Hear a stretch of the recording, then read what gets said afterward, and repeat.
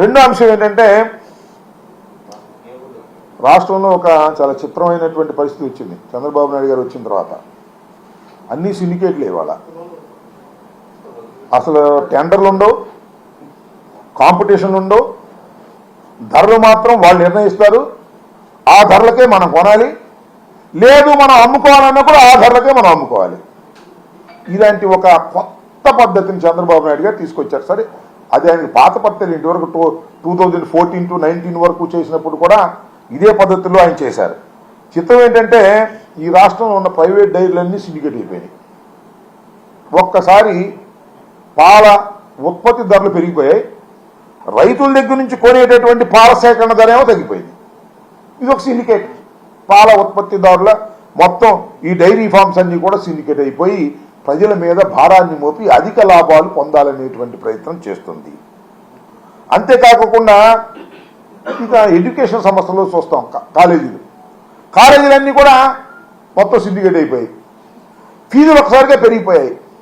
వాళ్ళు చెప్పినట్టుగా ఫీజులు కట్టాల్సిందే, లేకపోతే అడ్మిషన్ లేనటువంటి పరిస్థితి ఏర్పడింది. కాలేజీలన్నీ కూడా సిండికేట్లు అయిపోయాయి. ఇక కాందంటూ ఏమీ లేదు. ఇవాళ చూస్తే ఫీజులు పెరిగిపోయాయి, అమ్మఒడి లేదు, తల్లికి వందనం లేదు, అవి మాత్రం ఎగ్గొట్టేశారు. కేబుల్ ఆపరేటర్లు కూడా సిండికేటు. వాళ్ళు కూడా కేబుల్ ప్రసారాలని వారు నిర్ణయించిన ధరలకు మాత్రమే తీసుకోవాలి. ఇది ఎలా అనిపిస్తుందంటే చంద్రబాబు నాయుడు గారు చాలా సందర్భాలు చెప్పాడు ఎన్నికల సమయంలో, సంపద సృష్టిస్తున్నాడు. సంపద ఎవరు సృష్టిస్తున్నాడంటే ఎల్లో మీడియా వారికి లేదా ఎల్లో వ్యాపారస్తులకి వీళ్ళందరినీ సిండికేట్ చేసి వారికి సంపద సృష్టించేటటువంటి కార్యక్రమాన్ని ఇవాళ నారా చంద్రబాబు నాయుడు గారు ముఖ్యమంత్రి హోదాలో ఈ కార్యక్రమాలు చేయటం చాలా దురదృష్టకరంగా ఇవాళ నేను భావిస్తా ఉన్నా. ఇకపోతే కొత్త పాలసీ వచ్చిందిగా, మీరు చూశారుగా, మద్యం.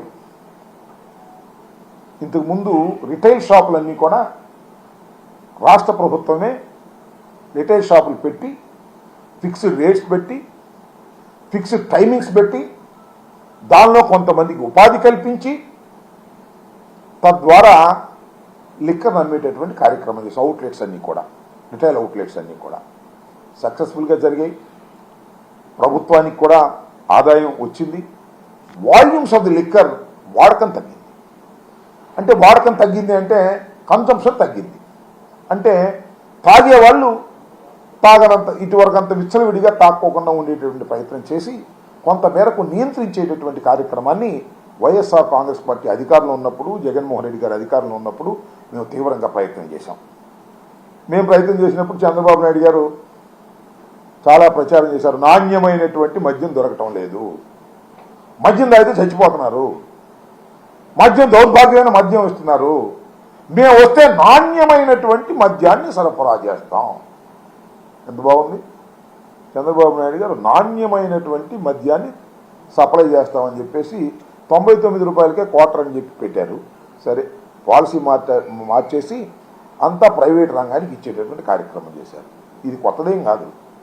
2014-19లో కూడా నారా చంద్రబాబు నాయుడు గారి ప్రభుత్వం ఉన్నప్పుడు కూడా ఇదే కార్యక్రమం చేశారు. అప్పుడు ఒక రకమైన తంతు, ఇప్పుడు ఒక రకమైన తంతు. ఏమిటి? షాపుకు 2 లక్షల రూపాయలు ఎవరైనా ఇవ్వచ్చు. దీన్ని లాటరీ తీస్తారు. లాటరీ తీసి ఆ షాపు ఎవరికి వస్తే వాళ్ళకి ఇస్తారు. చూడటానికి బాగుంది కదా. చేసేది ఏంటంటే కొన్ని చోట్ల జరుగుతున్నది, ఇంతకు ముందు కూడా జరిగింది. అబ్బా ఈ షాపులో మా ఊడు తప్ప ఎవడు 2 లక్షలు కట్టి ఇటానికి లేదు, మా ఊళ్ళు ఇద్దరే వేస్తారు, ఆ ఇద్దరిలో ఒకనే తీస్తాం, వాడికే ఇస్తాం. ఇది స్థానికంగా ఉన్నటువంటి ఎమ్మెల్యేలు మంత్రులు చేస్తున్నటువంటి కార్యక్రమం. కొన్ని చోట్ల ఏం తెలుసా, అందరూ వేసుకోండియా, మొత్తం వేసుకోండి, మొత్తం వేసుకున్న తర్వాత ఎవరికి వస్తే వాడు 30 లక్షలు కట్టాలి, 40 లక్షలు కట్టాలి. ఒక నాకు తెలిసిన నియోజకవర్గంలో మొత్తం 20 షాపులు ఉన్నాయి. 20-30 అంటే 6 కోట్లు. ఎవరైనా షాప్ వేసుకోండి, లాటరీలో ఎవరికైనా రానియండి, ఒక్కొక్కడు వచ్చిన వాడు షాపు పెట్టుకోవాలంటే 30 లక్షలు ఎమ్మెల్యే గారి కట్టాలి.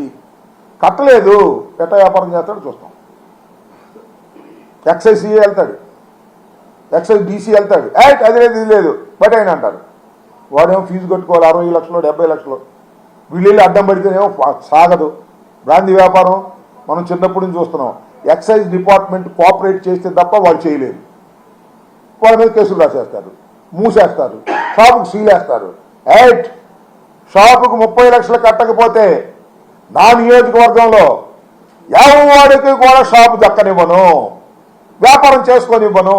రౌడీ మామూలుగా నాకు వాళ్ళు ట్యాక్స్, లోకల్ ట్యాక్స్. ఎంత దౌర్భాగ్యం ఉండేది నాకు అర్థం కాలేదు. ఏమండి చంద్రబాబు నాయుడు గారు, మీరు ప్రజలకు ఏమి ఇచ్చారు వాగ్దానం? నాణ్యమైన మద్యం ఇస్తా అన్నారు. నాణ్యమైన మద్యం ఎలా ఇస్తారో రాబోయే కాలంలో చూస్తాం. అది సంగతి అట్టే పెట్టండి. ఇదేంటండి ఈ అన్యాయం? 30 లక్షల రూపాయలు ఒక షాపు లాటరీలో వాడికి వస్తే 30 లక్షల రూపాయలు ఎమ్మెల్యే గారికి కడితే వాడు వ్యాపారం చేసుకునేటట్టు, లేకపోతే వ్యాపారం చేసుకోనట్టు. ఇంత దుర్మార్గమైనటువంటి సాంప్రదాయాలను మళ్ళా మీరు తీసుకొస్తున్నారు. ఓసారి తీసుకొచ్చి తుక్కుతుక్కుగా ఓడిపోయారు. 2014-19లో కూడా ఇంతే. అప్పుడు పెద్ద విచిత్రం ఏంటంటే అసలు ఎవడైనా సరే లాటరీకి 2 లక్షల రూపాయలు కట్టే నాకు చెప్పకుండా కట్టి నీ ఊరుకోండి అభావించారు. అట్లా కొన్ని చోట్ల జరిగింది, కొన్ని చోట్ల దాన్ని భిన్నంగా చేశారు, డబ్బులు వసూలు చేశారు, నాశనం అయిపోయారు. వ్యాపారస్తులు నాశనం అయ్యారు, వసూలు చేసినటువంటి ఎమ్మెల్యేలు కూడా నాశనం అయ్యారు ఓడిపోయి. ఇవాళ కూడా అదే పద్ధతిని వాళ్ళు ఇక్కడ తీసుకొస్తున్నారు. చాలా దురదృష్టకరమైనటువంటి పరిణామం. మొత్తం ఎంత విచిత్రం అంటే మొత్తం ఉన్న షాపులు ఎన్నాయంటే 3,396 షాపులు ఉన్నాయి. మొత్తం టోటల్గా నోటిఫై చేసినటువంటి షాపులు స్టేట్ వైడ్గా. దానికి నిన్నటి వరకు అందినటువంటి అప్లికేషన్లు ఎన్నాయంటే 8,274 అప్లికేషన్లు మాత్రమే అందాయి. అంటే దీనిలో రాష్ట్ర ప్రభుత్వం, ఏ ప్రభుత్వం అయినా దీ పాలసీ ప్రకారం ఆశిస్తున్నది ఏమిటంటే నాన్ రిటర్నబుల్ 2 లక్షలు వేస్తే ఒక్కో షాపుకు 20 మంది వేస్తే ఎంత ఎక్కువ మంది డబ్బులు ఇస్తే అప్లికేషన్ పెడితే అంత ఆదాయం ఫస్ట్ ఫేజ్లో ప్రభుత్వానికి వస్తుంది. ఇవాళ అసలు ఎనీట్లా వేస్తే ఊరుకోమంటున్నారు, భయపడుతున్నారు. 30 లక్షలు కడితే మనం మిగలదేమోనని 2 లక్షలు కట్టి వేసేవాడు కూడా వెనక్కి వెళ్ళేటటువంటి పరిస్థితికి వాళ్ళు ఏర్పడింది.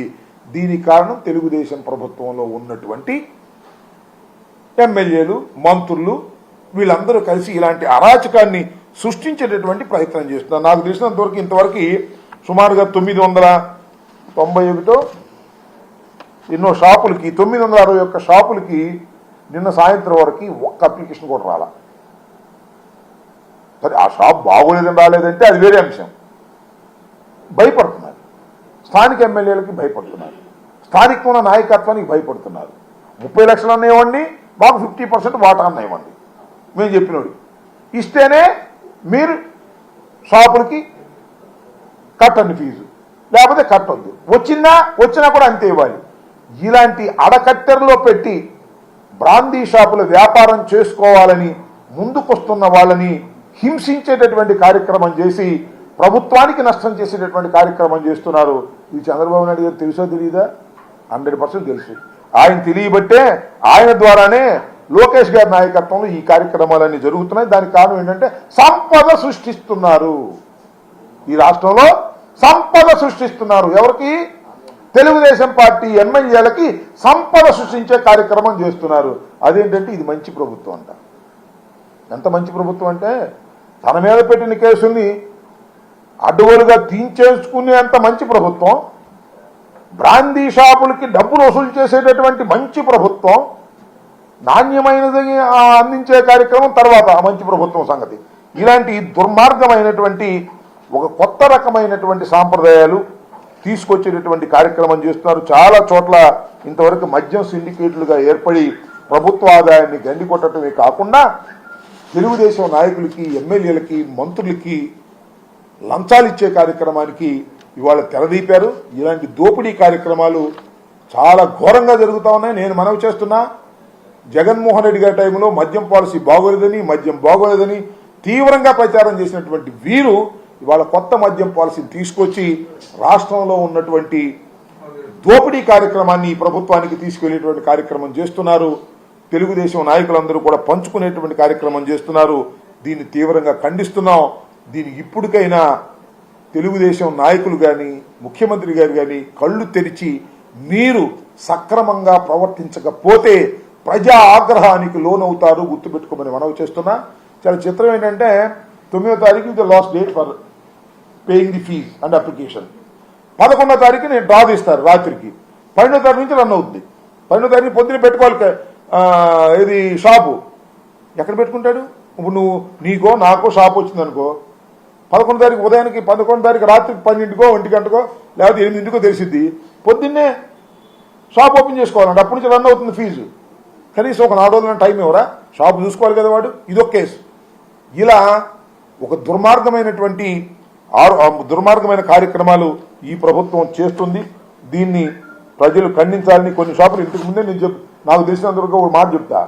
పల్నాడులో నేను ఉండేది ఇంతకుముందు పల్నాడే కాబట్టి, పల్నాడులో ఇంతకుముందు వైఎస్ఆర్ కాంగ్రెస్ పార్టీ అధికారంలో ఉన్నప్పుడు ఎవరికైతే ఈ బార్లు వచ్చినాయో మొత్తం ఆక్రమించుకున్నారు.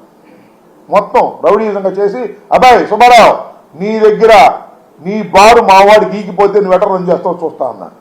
వచ్చేసారు భయపడి. పల్నాడు ఆల్మోస్ట్ అన్ని నియోజకవర్గాల ఇదే కార్యక్రమం. మొత్తం రాష్ట్రంలో చాలా చోట్ల బార్లన్నీ కూడా తెలుగుదేశం కార్యకర్తలు, తెలుగుదేశం నాయకులు ఆక్రమించుకొని రౌడీజంగా ఎక్సైజ్ డిపార్ట్మెంట్ని అడ్డం పెట్టుకుని ఈ కార్యక్రమం చేస్తున్నారు. నేను మనవి చేస్తున్న ఎక్సైజ్ డిపార్ట్మెంట్కి ఇలాంటి అకృత్యాలకి, అన్యాయాలకి మీరు తెలుగుదేశం వారికి మీరు సహకరిస్తే భవిష్యత్తులో మీరు ఇబ్బంది పడతారనే విషయాన్ని కూడా మీరు దయచేసి తెలుసుకోవాలని కూడా ఈ సందర్భంగా నేను చెప్పదలుచుకున్నాను. ఈ విధంగా మద్యం సిండికేట్లుగా ఏర్పడి రాష్ట్ర ఖజానాకి బొక్కబెట్టి తెలుగుదేశం నాయకులు కోటాను కోట్ల రూపాయలు ఒక్కొక్క నియోజకవర్గంలో 10 కోట్లు 6 కోట్లు సంపాదించుకునే కార్యక్రమం చేస్తున్నారు. ఇది చాలా దారుణమైనటువంటి అంశం. దీన్ని ప్రజలు గమనించాలని కూడా ఈ సందర్భంగా నేను మనవి చేస్తున్నాను.